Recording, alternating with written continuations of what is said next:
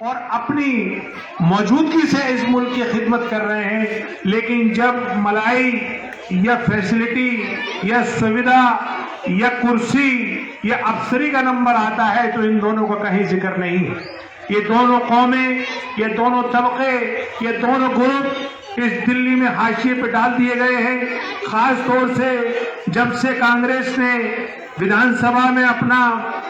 وجود بنایا اور یہاں پہ اور ان کو ایسی چیزوں میں الجھا دو کہ کبھی موقع ملے تو انہیں لڑا بھی دو تاکہ یہ اور چیزوں کے بارے میں نہ سوچ سکیں اور دوری رہنے دو۔ اسی لیے آپ یہ دیکھتے ہوں گے کہ جہاں جہاں مسلم اور دلت بستیاں ہیں وہ یا تو نالے کے کنارے ہیں یا کوڑے کے ڈھیر کے کنارے ہیں، یا دلی میں ان کو ایسی جگہ جگہ ملی ہے جو اتھرائز نہیں ہے، یا یوں کہیے کہ جہاں پہ مسلم اور دلت بستیاں ہیں ان کو ان سرکاروں نے اتھرائز کیا ہی نہیں ہے۔ چونکہ اگر یہ اتھرائز کر دیتے تو ان کو ساری سویدھائیں دینی پڑ جاتی۔ وہ تو ایک الگ بات ہے کہ ترلوک پوری ایک جھگی کی ریسیٹلمنٹ کالونی ہے تو یہاں تو ان کو مجبوراً فیسلٹی دینی پڑی ہے۔ یہاں کا پھر بھی قدر غنیمت فیسلٹی ہے، روڈ ہے، لائٹ ہے، یہاں کو میں پھر بھی اس کو اوپر رکھتا ہوں۔ لیکن باقی اگر دلی میں آپ جا کے گھومیں گے جہاں جہاں مسلم اور دلت بستیاں ہیں وہ زیادہ تر بستیاں اتھرائز ہیں، ان میں نہ بینک ہے، نہ اسکول ہے، نہ اسپتال ہے، نہ سڑکیں بنی ہیں، نہ ان میں نالیاں ہیں،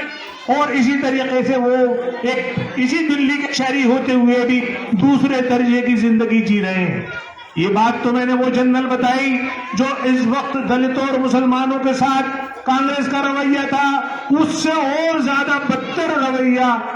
عام آدمی پارٹی کا ہے۔ عام آدمی پارٹی جس نے چپکے سے یعنی کہتے ہیں جسے پچھلے دروازے سے ہمارا جھاڑو کا نشان تو چرا لیا، یعنی ہم مزدوروں کا دلتوں کا جو ہمارا کام کرنے کا نشان تھا وہ تو چرا لیا، لیکن اس نے کانگریس سے بھی زیادہ بڑا زخم دیا دلتوں کو۔ اور کیا زخم دیا؟ جو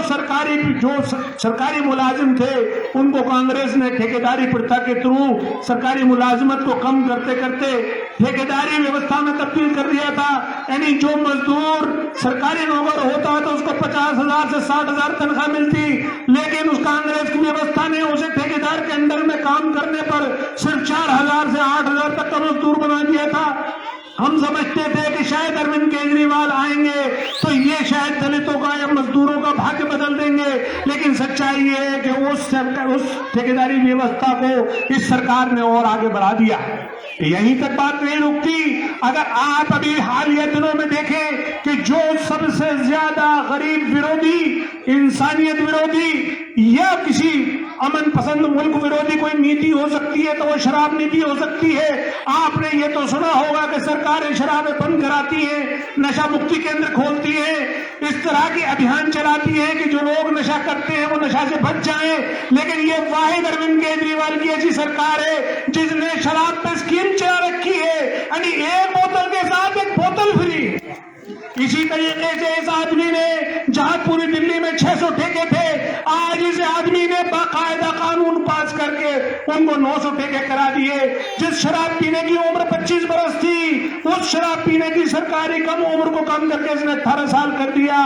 جس کی شراب بکنے کے کچھ ٹائم تھے کہ صرف 8 بجے کے بعد یا 9 بجے کے بعد شراب نہیں بکے گی، اس نے اس ٹائم کو لمبا کر دیا۔ اس نے ہوم ڈیلیوری کرا دی۔ اس نے شراب کو اس حد تک عام کر دیا کہ جس طریقے سے میں نے کہا کہ ہر جگہ ایک بورڈ لگا مل جائے گا کہ ایک بوتل کے ساتھ دوسری بوتل فری۔ اب لوگ میں نے دیکھا ہے کہ لائن لگا کر اپنے گھروں میں شراب اکٹھی کر رہے ہیں، تو لیکن میرے دوستوں اور بزرگوں یہ سوچنے کا مقام ہے کہ آخر شراب پیتا کون ہے؟ اس کا سب سے زیادہ نقصان کسے ہوتا ہے؟ وہ کون سی عوام ہے جس سے شراب کو پاپ کی جنی کہا گیا؟ ظاہر ہے کہ وہ غریب عوام، وہ مزدور عوام جو اپنی دن بھر کی کمائی سے شراب کی بوتل خرید لیتا ہے اور پینے کے بعد وہ اپنے گھر پہ جا کے سب سے پہلے اپنی بیوی کے ساتھ اور بچوں کے ساتھ مار پٹائی کرتا ہے، اور اس کے بعد ان کا جو ان کے کھانے پینے کے پیسے تھے وہ شراب میں لٹا دیتا ہے۔ اور اتنا ہی نہیں، اگر وہ اتنا اسی طریقے سے شراب پیتا رہتا ہے تو وقت سے پہلے وہ دنیا سے چل بستا ہے اور اس کے بچے یتیم ہو جاتے ہیں۔ आपको मैं बताऊं कि दुनिया हिंदुस्तान की और सरकारें बाकायदा नशा बंदी, नशा मुक्ति, शराब बंदी की स्कीमें चला रही हैं, लेकिन इस आदमी ने ये जो शराब को आम करके अपनी असलियत बता दी है, और वो ये कहता भी है वो शख्स कि मैं बनिया हूं, मैं जानता हूं पैसे कैसे कमाया जाता है। तो क्या वो गरीबों की जान की कीमत से ये सरकार चलेगी? क्या शराब की कमाई से आप सरकारें चलाओगे? क्या शराब माफियाओं को जो आपने खुली छूट दी है, जाहिर बात है कि आम आदमी पार्टी को सारे चुनाव लड़ने थे, इसे पंजाब भी लड़ना था, उत्तराखंड भी लड़ना था, उत्तर प्रदेश भी लड़ना था, गोवा भी लड़ना था। इस आदमी के पास पैसे नहीं थे, तो इसने सोचा कि मैं शराब माफियाओं को खुली छूट दे दूं और इन शराब माफियाओं से मैं इतना पैसा इकट्ठा कर लूं कि मेरी पार्टी को भी फंड कर ले और ये सरकार को भी रेवेन्यू दिलवा दे। तो सवाल अब ये है कि यहाँ सोचने का मुकाम है कि इस आम आदमी पार्टी ने जो लॉलीपॉप के नाम पे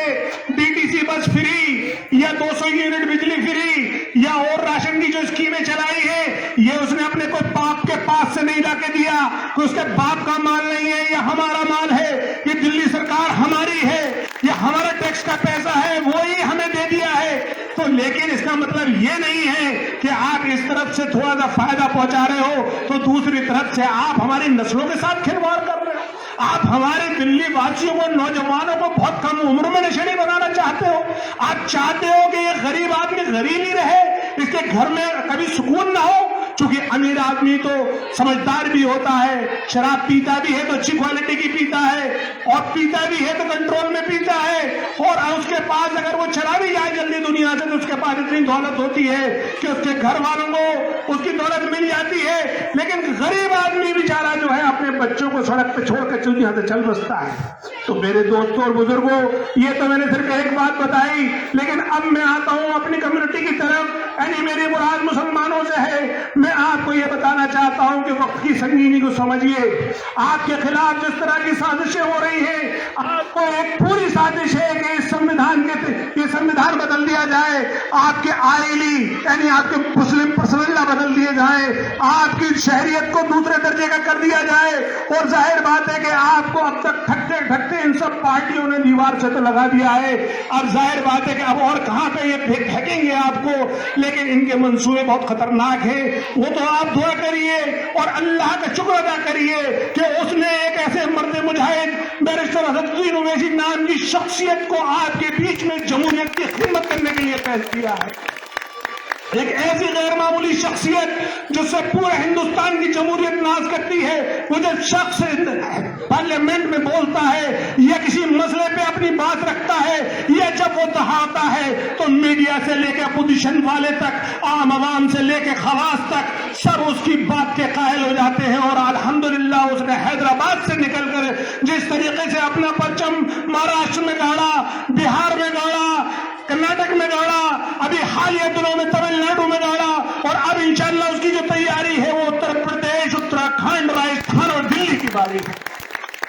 तो मेरे दोस्तों बुजुर्गों, मेरी आपसे ये मोतबाना दरखास्त है कि अगर आप अपनी नस्लों की बेहतरी चाहते हो, आप अपनी वक़्त चाहते हो, आप चाहते हो कि सियासत में आपकी इज्जत हो, आप चाहते हो कि दरी बिछाने वाले न कहलाओ, आप चाहते हो कि सरकार में आपकी भी हिस्सेदारी हो, या इस मुल्क की जिस तरीके से हर शहरी खिदमत कर रहा है, मुख्य धारा में रह के अफसर बनकर, बड़ा बिजनेसमैन बनकर, मंत्री बनकर, संतरी बनकर आप भी वैसी खिदमत करो इस मुल्क की, तो मेरे दोस्तों उठ खड़े हो जाओ और अपनी पार्टी को अपने सीने से लगा लो और जमहूरियत में अपना हिस्सेदारी तय करो। और ये हिस्सेदारी का सिर्फ एक ही तरीका है कि आप अपने नुमाइंदे को अपने वोटों से जिताओ, उन्हें ऐवानों में पहुंचवाओ, उनको समझाओ, उन पर दबाव बनाओ, उनको ताउन दो, उनको तन मन धन से सपोर्ट करो और उनसे कहो कि हम तुम्हारे साथ हैं। तो चूंकि जब आप में से आपका नुमाइंदा होगा वही आपका लीडर होगा, वही सही मायनों में आपकी तकलीफ समझता होगा और वही जाके आपके मसाइल का हल लेकर आएगा। ये जो मदारी है दो,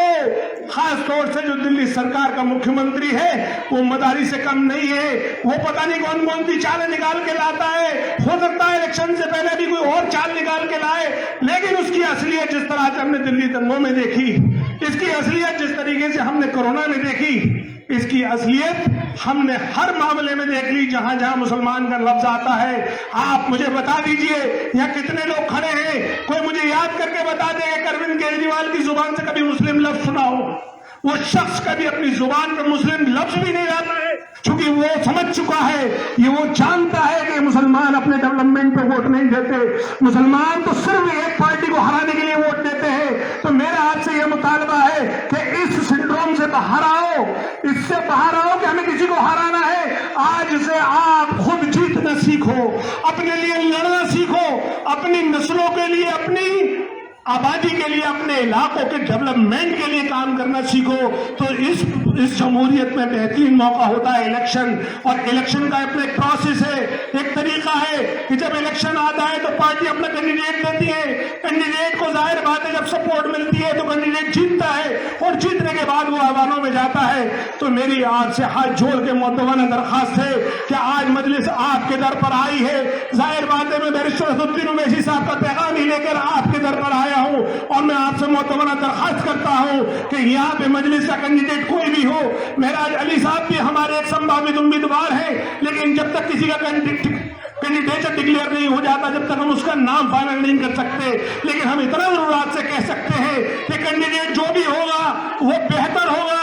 آپ میں سے ہوگا, اور انشاءاللہ وہ غریب پرور ہوگا, اور وہ محنتی بھی ہوگا. اور ظاہر بات ہے اگر اس میں کوئی تھوڑی بہت کمی ہوگی یا ٹریننگ کی ضرورت ہوگی تو انشاءاللہ دلی پردیش کی لیڈرشپ یا ہماری حیدرآباد کی جو نیشنل لیڈرشپ ہے وہ اس کو پوری ٹریننگ دے گی اور اس کو پوری طریقے سے مانیٹر کرے گی. تو میں آپ سے اتنا ہی کہنا چاہتا ہوں کہ یہ دلی پوری کی غیور عوام, آپ چاہو گے تو دلی کی دھارے بدل سکتے ہیں, آپ چاہو گے تو آپ کی حصے داری بھی طے ہو سکتی ہے, کیونکہ ایک عرصہ ہو گیا ہمیں تابع داری کرتے ہوئے, اب تو کم سے کم ہمیں اپنی حصے داری کی بات کریں. اور حصے داری جیسے میں نے کہا اسی طریقے سے طے ہوگی جب آپ کا نمائندہ جیت کر جائے گا. آپ کے اور میرے مسائل بہت ہیں, بہت ساری چیزوں میں ہماری جو اب دلی کی, آپ اگر سرکاری آنکڑوں پہ جائیں گے تو سرکاری نوکری میں ہم اپنی آبادی یعنی ہماری آبادی 14% ہے, لیکن سرکاری نوکریوں میں ہم 2% بھی نہیں ہے. اسی طریقے سے کوئی بڑا بزنس ہاؤس نہیں ہے, کوئی بڑا پبلشنگ ہاؤس نہیں ہے, کوئی بڑا بینکر نہیں ہے. اسی طریقے سے ہم ہر شعبے میں پچھڑے ہوئے ہیں. وہ یہ وقت نہیں ہے بیان کرنے کا, لیکن میں صرف آپ کو احساس کرانا چاہتا ہوں کہ اگر جمہوریت میں ترقی ہو سکتی ہے تو وہ سیاست کے تھرو ہو سکتی ہے, اور سیاست کا جو طریقہ ہے جیسے میں نے پہلے عرض کیا وہ یہی ہے کہ آپ اپنی پارٹی کے نیچے سیاسی طور پر متحد ہو جائیے. اس کی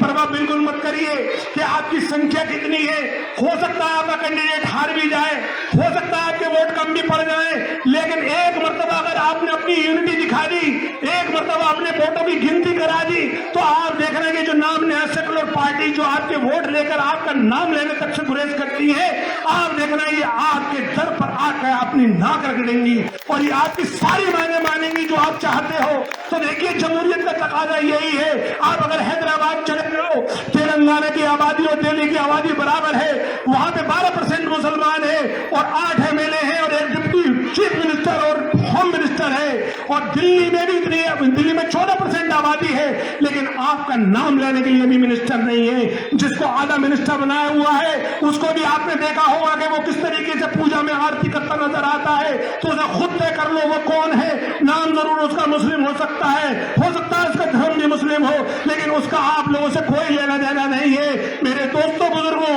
اگر آپ کو اپنے مسائل حل کرنے ہیں تو یہ کام آپ کو خود کرنا ہوگا. جو رات اندوری کا شعر ہے کہ نہ کسی ہم سفر نہ کسی ہم نشی سے نکلے گا,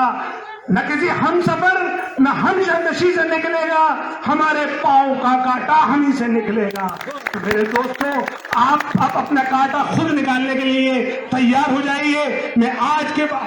کے بعد بھی آتا رہوں گا آپ کے بیچ میں, لیکن معراج علی صاحب اور ان کا یہ آفس یہاں موجود ہے. آپ کو کسی طرح کی بھی کوئی خدمت, کوئی کام, کوئی سرکاری اسکیم سے ریلیٹڈ یا کوئی بھی کام آپ کو ضرورت ہے تو آپ میرے حساب سے کانٹیکٹ کر سکتے ہیں. ہمارے جو چارٹرڈ اکاؤنٹنٹ ضلع اध्यکش ہیں فروز پٹھان صاحب, ان سے کر سکتے ہیں. یہاں کے بہت ہی مضبوط ساتھی ہمارے راج کمار ڈھلور صاحب جو پردیش سیکریٹری ہیں, آپ ان سے کانٹیکٹ کر سکتے ہیں. اور مجھے یہ پورا یقین ہے کہ انشاءاللہ تعالی اب آنے والے 5 سال تک ہم اس بلاک کی اور پورے تلک پوری کی آپ کی خدمت کرنے والے ہیں انشاءاللہ. جیت کے خدمت.